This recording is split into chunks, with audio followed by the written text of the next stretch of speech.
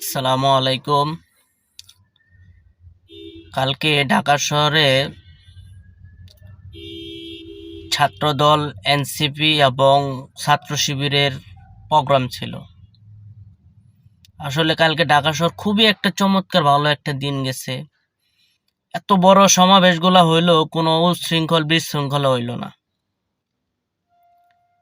এই জিনিসটাই তো আমরা বাংলাদেশে চাচ্ছিলাম। যার যার মতো রাজনীতি শেষে করবে, কেউ কারো প্রতি আক্রমণ করবে না। বক্তব্য থাকবে, দ্বিমত থাকবে, সমালোচনা থাকবে, কিন্তু কেউ কারোভাবে দৈহিক শক্তিভাবে আক্রমণ করবে না।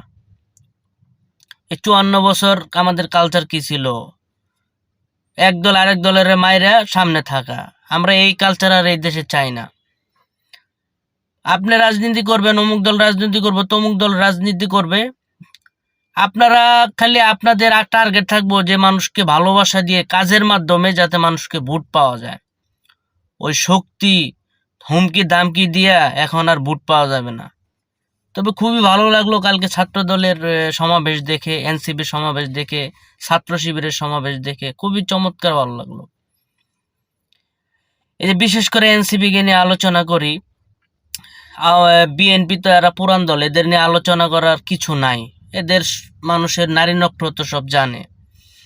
এখন মানুষের আগ্রহ হচ্ছে নতুন দলকে নিয়ে। তারা যে ২৪টা ইস্তেহার দিছে আমার কাছে খুবই ভালো লাগছে। এগুলো বিশ্লেষণ করলে আসলে আগামীর বাংলাদেশ সিঙ্গাপুরের থেকে আরো ভালো হবে, মানুষের অধিকার ফেরত পাবে। কিন্তু এগুলো আমগর বাংলাদেশে কি বাস্তবায়ন করা কি সম্ভব? আদৌ সম্ভব কিনা তা একটু ভেবে দেখতে হবে। তার কারণ হলো রাজনৈতিক দলেরা নির্বাচনের আগে ভালো ভালো ইস্তেহার দেয়, কিন্তু ঘটনা হয়েছে ক্ষমতায় যাওয়ার পর তখন আর তাদের খেয়াল থাকে না। তারা তখন জনগণের কথা চিন্তা করে না, তখন তারা নিজেদের কথা চিন্তা করে, নিজের দলের কথা চিন্তা করে, নিজের পরিবারের কথা চিন্তা করে। সব রাজনৈতিক দল মিলে যদি দেশটাকে ভালোবাসতো, দেশে টাকা পাচার না করত, সরকারি সম্পদ লুট না করত, তাহলে এই দেশটা এই ৫৪ বছর লাগতো না।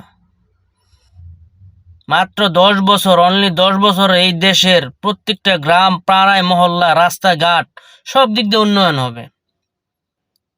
এটাই বাস্তব, এটাই রিয়েলিটি। আমাদের রাজনীতিবিদদের সৎ হইতে হবে।